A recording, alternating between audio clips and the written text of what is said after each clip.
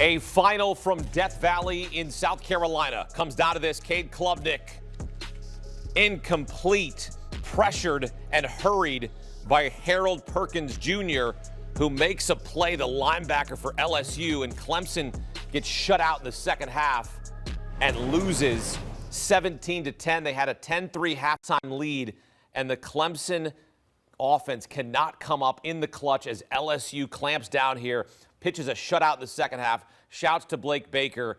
And Adam, that last play there, that just got blown up on the blitz. What did you see there? Yeah, LSU's defensive line dictated this entire game. When that last play there, the fourth down, Harold Perkins comes off the edge, gets in Cade Klubnik's face. Really an unbelievable job by this LSU defensive line throughout the game. Held Clemson to 1.5 yards on the ground. That's a winning formula. And Richard, those are the stops that we saw on fourth down that LSU didn't get last season. Guys, we're not banging the table. No, we're not. Brian Kelly will not be banging the table. We let him off the hook. Finally. They found a way to finish that play there, an encapsulation. Harold Perkins comes from the second level, mirrors Cade Klubnik.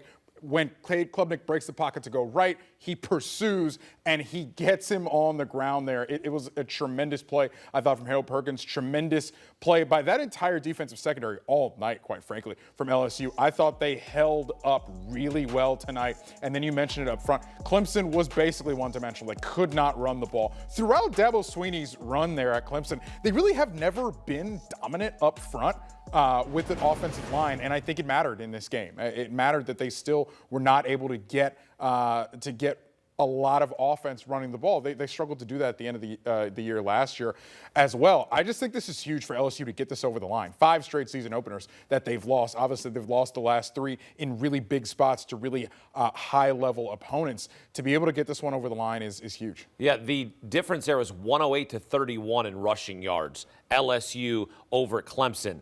Is that going to be something that the fourth-ranked team in the nation, you can't be the fourth-ranked team in the nation and be getting outrun like that on a nightly basis? No, because eventually you're putting Cade Klubnik into jeopardy. If you're forcing Cade Klubnik to drop back, how many times did he throw the ball in this game? 38 times? Yeah. 38 pass attempts? I don't think that's how they want to live. Yeah, and on those 38 pass attempts, most of them are in bad situations. You're in second and long, third down and long, tough spots for your quarterback to be in. There's no quarterback who's going to be successful in those types of down and distances. And guys, we're not just talking about averaging 3 yards a carry, which would be a bad performance. 1.5 yards a carry Clemson ran for in this game. They got dominated up front. It's the reason they lost by 7 points. This was a game of inches, and they're right there. If they can put a little bit of a run game together, this is a Clemson offense and a Clemson team that I believe can make a run because their defense played pretty well in this game.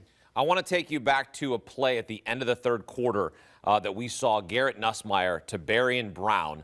They call it incomplete. What did you see on that? Because I'm still trying to figure out what is a catch here on that play. Because it looked like to me, I mean, Des Bryant's out here saying, is that a catch? What's a catch? Because that the 1 foot in college, we all know that. But to me, he's got control there. But what did you see? He's got complete control of the football. It shocked everyone on the broadcast as well. Makes a football move, is controlling the ball. Then once he hits the ground, yes, the ball hits the ground. The ball is allowed to hit the ground as long as it doesn't impact the catch. And it does not. Look right there. He has control of it. The ball barely moves when it hits the ground. That's a catch all the way. And Richard, I'm usually leaning towards the receivers in these situations. But this one, even if you're a defensive guy, you got to give me this one. That's a touchdown. Fellas, if that's not a catch, I don't know what is at the end of the day. I have to give LSU a ton of credit because it's not just that play that didn't go their way. End of the first half. They call a late timeout. There's about 10 seconds left. They come out of the timeout, and they're not ready to snap the ball. Garrett Nussmeier's pointing at the running back to try to get him lined up right. They throw the bubble, and they fumble there and squander the opportunity when they were in the low red zone. That's adversity that I think LSU teams in the past shrink from. Right? They do not rise above. You combine that missed opportunity with the missed opportunity that we just showed that should have been a touchdown. It's a terrible call. Previous LSU teams have shrank from that, and it would have beaten them. But LSU did not let it beat them tonight. And the thing great teams do, they find a way when you lose momentum to get momentum back as fast as possible. And LSU did that multiple times in this game. When things didn't go their way, they found ways to get some momentum back, to get some first downs, to get things going back in their direction. And it allowed them to finally get that stop at the end of the game. Things weren't pretty all night for LSU, but they found a way to finally win game 1 of the year. And I know you can appreciate Trey Green, 6'7", 240, the tight end sophomore. He played basketball at LSU as a freshman. Why are they not throwing the ball more to him? He is a mismatch. The defender he's going against 5'11". Quarterbacks have no chance against him. Green needs 15 targets a game. Right. And we saw the box out in the end zone. He's such a freak of nature, and it's not just the size. It's also the body control, the ability to control all 6'7", the long arms, the limbs, to have the strong hands, and then the athleticism to actually get open against tough defenders. The guy's a freak, and you will need players like that to make plays down the stretch for you in a championship run. How about Aaron Anderson tonight as well? Big game. Giving Garrett Nussmeier everything he needed as a receiver. 7 targets, 6 catches, 99 yards. He was tremendous, I thought, in this game. Garrett Nussmeier has been looking, I think, for that kind of alpha target, right? There is no Brian Thomas Jr. He doesn't have the targets that Jaden Daniels had. But, you look at this receiver core, Aaron Anderson, Nick Anderson, obviously Trey Green, what he's able to give. Maybe there's some wide receivers here, and they get a legitimate passing game going. I think Garrett Nussmeier can certainly be a number 1 pick next year when the NFL draft time comes around. Do you remember when Dabo Swinney said we might be the first to go 16-0? Don't think so. Not going to happen this year. No doubt. Don't think so. It's not going to happen. But for LSU, they go 1-0, which is something they have not done the last 5 seasons. What does this mean? Now it's their first win under head coach Kelly here to find him over the hump, because we saw last year he's pounding on the table. We let him off the hook, basically. We put him in a spot, and we weren't having our team prepared.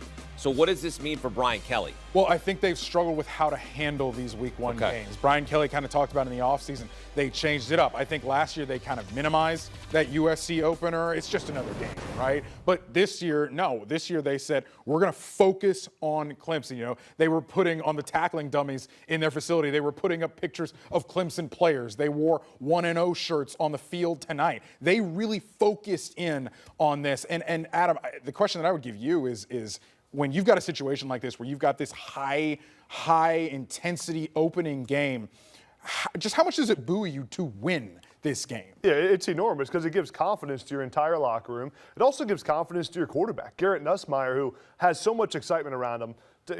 Talked about being the number 1 pick in the draft, but he's played in big games and has made big mistakes in some of these games before. He's made turnovers that have really hurt his team. In this one, he took care of the football. He did what he had to do to win the game, and that kind of confidence propels you throughout the season. And just getting the monkey off your back of losing game 1 of the year time after time after time, it's huge for the rest of the season, and it's almost like Brian Kelly can take a sigh of relief tonight and say, okay, now let's go attack the rest of the year. We finally got one. That's what LSU can say under Brian Kelly. They snap a streak of 5 straight season-opening losses. They get it done in the end, shutting out Clemson in the second half. They get the big touchdown from our tight end, who's going to be somebody we're going to say his name a lot, Trey Green, 6'7", 240. A big old target for Garrett Nussmeier as you take a look at the last 6 season openers. 0-5, 0-3 under Brian Kelly. Now 1-3 off to the right start for LSU as they go into Clemson and knock off the 4th-ranked team in the nation.